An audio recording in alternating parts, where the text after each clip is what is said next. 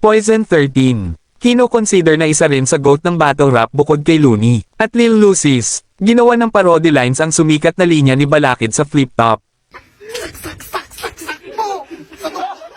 Pero hindi tutukhang na nagmamang-maangang. Paano man lalaban ang kalaban?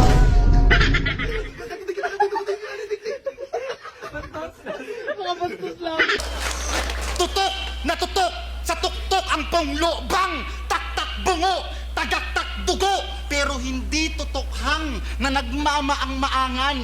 Paano man lalaban ang walang kalaban-laban? Paano man lalaban ang kalaban?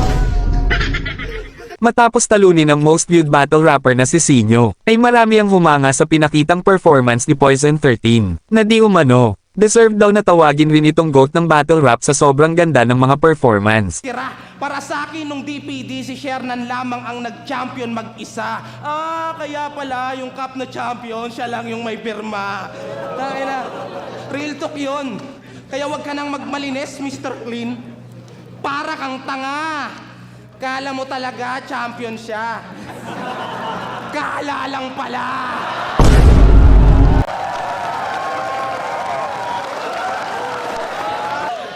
Mahilig kang maglaro ng numero, di ba? Aba, yung tricks mo ang galing. Pero 13 kalaban mo, kaya kahit doblehin yung 6 kulang pa rin. Kaya tataihan kita sa mukha. Para mas maganda, biruin mo kailangan ko pa magbawas para lang madagdagan ka.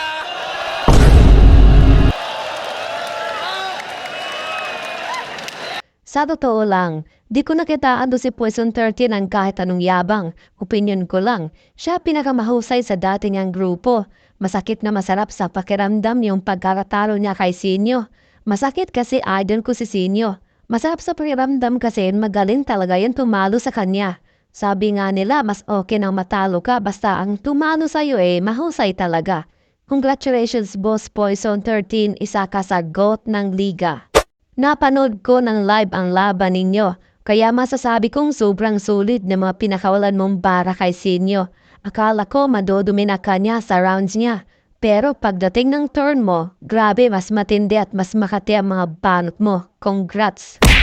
Para sa'yo mula sa umpisa ng battle rap hanggang kasalukuyan, sino para sa'yo yung GOAT ng battle rap sa Pilipinas? Kung simula hanggang ngayon, Looney pa din eh. Pero kung sa kasalukuyang taon, Poison 13, yung dedication na nila ni Poison 13